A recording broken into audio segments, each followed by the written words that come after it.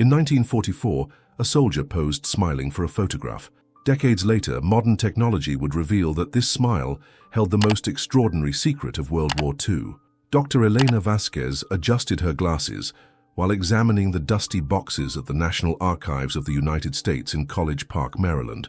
As a historian specialized in World War II, she had dedicated the last 20 years to documenting untold stories of the conflict, especially of Hispanic soldiers who fought for America. "Doctor, I found something interesting," her assistant Carlos Mendoza told her, holding a box marked with a 1944 date. "These are photographs from the 44th Infantry Regiment that were never digitized."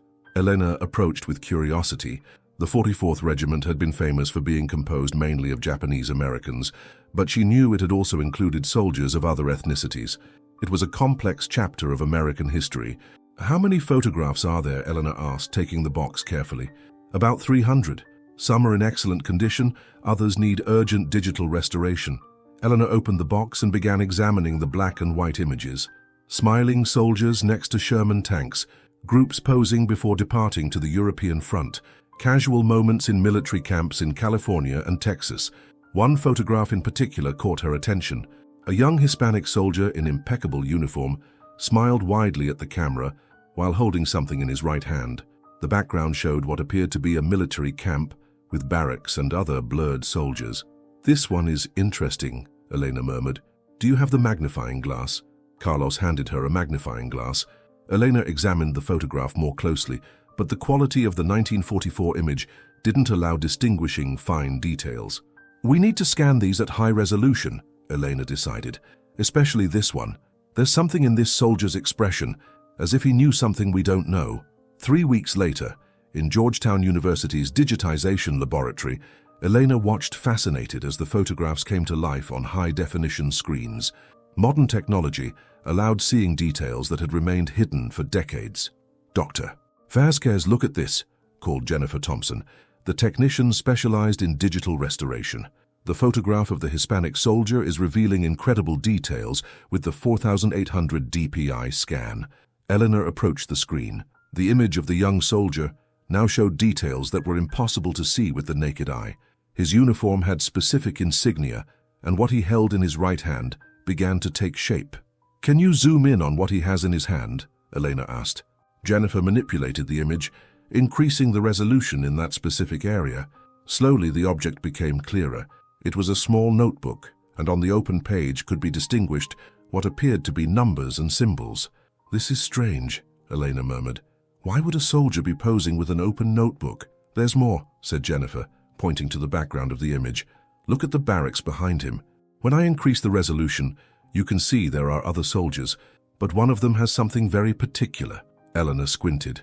In the background, almost imperceptible, another soldier seemed to be performing some kind of activity with equipment that didn't look common in a standard military camp. "Could you print this image in high resolution? I need to study it in more detail." "Of course, but Dr. Vasquez, there's something else you should see." Jennifer switched to another photograph from the same series. This one showed the same camp, but from a different angle. In this image, several soldiers could be clearly seen working with sophisticated communication equipment for the era. "What type of unit was this exactly?" Eleanor asked, her scientific curiosity completely awakened. Eleanor spent the weekend in her Arlington, Virginia apartment, surrounded by military history books and high-resolution printed photographs. There was something about the young soldier's smile that intrigued her deeply. "What secret are you keeping?" she murmured, observing the photograph for the umpteenth time. On Monday morning, she decided to contact Dr. Robert Martinez, a specialist in Hispanic military history at the University of Texas. If anyone could help her identify the soldier, it was him. "Eleanor, what a pleasure to hear from you," said Robert when he answered the call. "How can I help you?" "I have a 1944 photograph, a Hispanic soldier who I think could be from Texas or California. I need to identify him. Send it to me by email. I have a fairly complete database of Hispanic soldiers from that era." Eleanor sent the digital photograph and waited. 2 hours later, her phone rang. "Elena, this is extraordinary," said Robert, with evident emotion in his voice. "I think your soldier is Manuel Rodriguez from San Antonio, Texas. But there's something that doesn't fit." "What doesn't fit?" "According to official records, Manuel Rodriguez died in combat in France in June 1944, but your photograph is dated August of the same year." Elena felt a chill. Are you sure about the dates? Completely. I have the army death certificate and the letters his family received, but there's more. Manuel Rodriguez wasn't a common soldier. He had engineering training and spoke 5 languages. 5 languages? Spanish, English, French, German, and Japanese. His file is partially classified, which means he was involved in special activities. Elena looked at the photograph again. The soldier's smile now had a completely different meaning. It wasn't the smile of a common soldier posing for the camera. It was the smile of someone who knew he was making history. Robert, I need you to help me investigate more about this Manuel Rodriguez. I think I've stumbled upon something big. The Pentagon building in Arlington, Virginia, had always intimidated Elena, but this time she had an official appointment. After weeks of paperwork and requests, she had gotten access to classified military files related to Manuel Rodriguez. Dr. Vasquez, I'm Colonel James Peterson, in charge of historical archives, greeted an older man in military uniform. I understand you're investigating Sergeant Manuel Rodriguez. That's right, Colonel. I've discovered discrepancies in the official dates of his death and need to verify information. Colonel Peterson led her to a secure room where there were several files marked as classified, authorized personnel only. Dr. Vasquez, before showing you these documents, I must warn you that what you're about to see could change your perspective on certain events of World War II.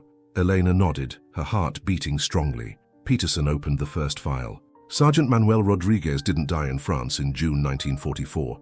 That was a fictitious death created to protect his real identity. Fictitious death? Rodriguez was part of Operation Burnhard, an ultra-secret mission to infiltrate enemy lines. His official death was necessary so he could operate under a false identity. Elena examined the documents. There were detailed reports of missions in German territory, coded communications, and most surprisingly, photographs of Manuel Rodriguez with different identities. But if he didn't die in June, what really happened? That's what makes your discovery so important, Dr. Vasquez. Your August 1944 photograph is the first visual evidence that Rodriguez successfully completed his mission and returned to American territory. Elena studied the photograph again. The notebook that Manuel held now made perfect sense. It contained codes and intelligence information. What happened to him after the war? That's where your investigation becomes crucial. We lost track of him after August 1944. Officially, he never existed after his death in France. Elena arrived in San Antonio, Texas on a hot July day. The city kept secrets on every corner, and she was determined to find traces of Manuel Rodriguez. Her first stop was the West Side neighborhood, where, according to records, the Rodriguez family had lived. The houses from the 1940s were still standing, many inhabited by descendants of the original families. Are you looking for information about the Rodriguez family? Asked Doña Carmen Herrera, an 89-year-old elderly woman who was sweeping her porch. I knew that family. Elena approached with excitement. Did you know Manuel Rodriguez? Of course I did. Manny was my neighbor, a very smart boy, always studying. He went to war and never returned. The elderly woman sighed. His mother, Esperanza, cried for him until the day she died. Esperanza died thinking her son had died in the war. Yes, poor thing. She received the government letter in 1944. But Doña Carmen stopped as if remembering something important. But what? There was something strange. Around 1945, maybe 1946, Esperanza received a letter without a sender. After that she changed. She stopped crying so much as if she knew something we didn't know. Elena felt she was close to something important. What happened to the family's belongings? When Esperanza died in 1978, her sister Maria took everything to Austin. But I think Maria is still alive. She must be about 85 years old. That afternoon, Elena drove toward Austin with her heart racing. Every kilometer brought her closer to solving the mystery of Manuel Rodriguez. She found Maria Rodriguez in a small apartment in East Austin. The elderly woman, although frail, had a surprisingly clear memory. Manny, of course I remember him, said Maria, smiling with nostalgia. He was the family's pride, very intelligent, spoke several languages. Do you keep any belongings of his? Yes, I have a box with his things. Esperanza asked me to keep it. She said that someday someone would come looking for it. Maria led Elena to a small closet where she kept a wooden box marked with the initials MR. Elena opened it with trembling hands. Inside were letters, photographs, and most surprisingly, a notebook identical to the one Manuel held in the 1944 photograph. May I see the notebook? Elena asked. Maria nodded. Esperanza always said that notebook was very important. but we never understood why. Elena opened the notebook carefully. The pages were full of codes, numbers, and what appeared to be geographical coordinates. But on the last page, there was something written in Spanish in clear handwriting. If someone finds this notebook, look in the Wells Fargo Bank in San Antonio. Safety deposit box 1847. The key is in San Fernando's altar. What San Fernando altar? Elena asked. San Fernando Cathedral in downtown San Antonio. Manny used to go there when he was a child. Elena felt like she was in the center of a spy novel. May I take this notebook to analyze it? Of course. Esperanza always said that when the right person arrived, I would know what to do. That night in her Austin hotel, Elena studied every page of the notebook. The codes were complex, but she recognized some patterns she had seen in military intelligence documents. She called Robert Martinez. Robert, I found something incredible. I have a notebook with codes from the war era. Codes?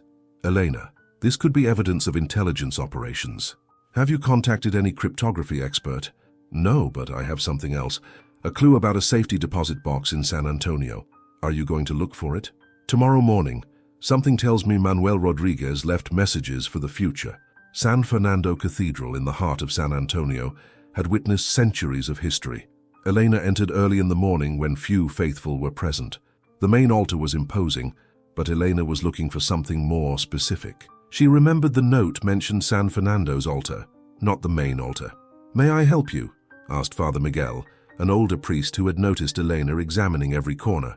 I'm looking for information about a World War II soldier, Manuel Rodriguez. I think he may have left something here. Father Miguel smiled. Ah, you must be the historian. We were expecting you to come. Elena was surprised. You were expecting me to come? Many years ago, maybe 1946 or 1947, a young soldier came here. He said that someday someone would come looking for something related to him. He left very specific instructions. The priest led Elena to a side chapel dedicated to San Fernando. Behind the altar, there was a small stone that seemed different from the others. Can you move this stone?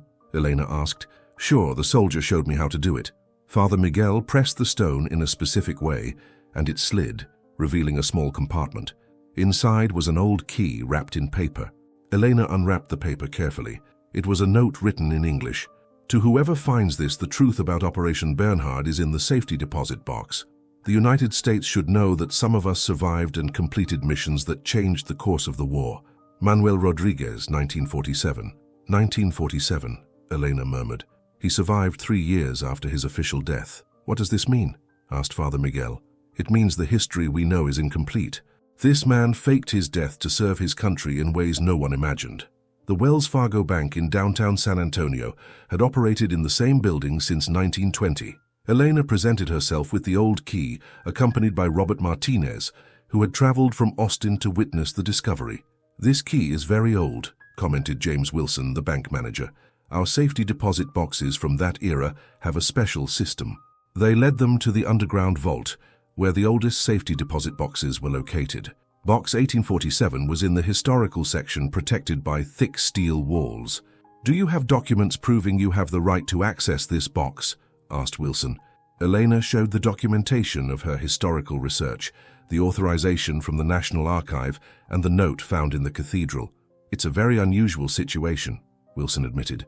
But given the historical value and the fact that the box hasn't been accessed in decades, I'll make an exception. The key fit perfectly. Elena opened the box with her heart racing. Inside were perfectly preserved documents, photographs, and most surprisingly, a personal diary written by Manuel Rodriguez. Robert, look at this, said Elena, taking the diary. It's written in several languages. The first pages were in Spanish, describing his special training and preparation for classified missions. Then it switched to English, documenting his operations in enemy territory. Elena, read this, said Robert, pointing to an entry dated August 1944. August 15th, 1944. Mission in German territory successfully completed. I obtained crucial information about enemy troop movements that will be vital for Allied operations. The photograph they took today at the camp will be my last official record as Manuel Rodriguez. Tomorrow I begin a new identity. Elena and Robert looked at each other. The photograph, Elena murmured. He knew it was important. There's more, said Robert, continuing the reading. It says the information he obtained helped save thousands of American lives in the advance toward Germany. Back at Georgetown, Elena worked feverishly to verify the information from Manuel's diary. She had contacted military historians, intelligence experts, and World War II veterans. "Dr. Vasquez, your findings are extraordinary," Dr. William Harrison from the Army Military History Institute told her over the phone. "We've verified several of the operations mentioned in the diary, and indeed the intelligence provided by someone with the code name Eagle was crucial." Eagle was Manuel Rodriguez. "According to our records, yes, but officially Eagle never existed." Elena had spent weeks analyzing every detail of the diary. Manuel's operations had been fundamental to the success of several Allied missions, but his identity had been protected for so long that it had been lost in history. "What happened to him after 1947? Elena asked. "That's what makes your discovery so valuable. According to the diary, he settled in California under a new identity. He worked as an engineer and lived a normal life, but could never reveal his true story." Elena found the last diary entry dated 1975. "It's been 30 years since the end of the war. My children grew up without knowing their father helped win the most important war in history. But someday, when they find this box, they'll know the truth. The photograph where I smile at the camera isn't just an image. It's the moment I decided to sacrifice my identity to save American lives." Robert called Elena. "We need to find Manuel's descendants. They have the right to know the truth." "I'm already on it. I found a record in Los Angeles. Manuel Rodriguez, supposedly born in 1925, died in 1995. He had 3 children, supposedly born in 1925. His real birth year was 1922. He even changed his age for the new identity." Elena was in Los Angeles in front of the house of Patricia Rodriguez Williams, Manuel Rodriguez's daughter. The 65-year-old woman had received her with curiosity and some skepticism. "I used to say my father was a war hero," said Patricia, examining the photographs and documents. "But he never talked about the war. He always said he had worked in a government office." "Your father sacrificed his identity to serve the United States in an extraordinary way," Elena explained. "The smile in this photograph is from someone who knew he was doing something historic." Patricia called her brothers Michael and David. When they arrived, Elena showed them everything. The original photograph, the diary, the classified documents, and the letters their father had left for them. "Did Dad write this?" asked Michael, reading a letter addressed to his children. "My dear children, if you're reading this, it means the truth finally came to light. I was Manuel Rodriguez, United States Army soldier, but I was also Miguel Rodriguez, engineer and father. Both identities were real.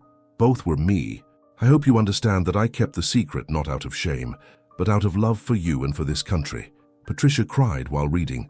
"We always knew there was something special about him. He spoke several languages, had extraordinary knowledge, but never boasted." "What's going to happen now?" asked David. "Your father is going to receive the recognition he deserves," said Elena. "The Pentagon is reviewing his case to grant him posthumous honors, and his story is going to be part of the official historical archives." Elena looked again at the photograph that had started everything. Manuel Rodriguez's smile now made complete sense. It wasn't just the smile of a soldier, it was the smile of a man who knew he was changing history. "Do you know what's most incredible?" said Elena. "That photograph waited 75 years to reveal its secret. Your father smiled because he knew that someday technology would allow the truth to come to light."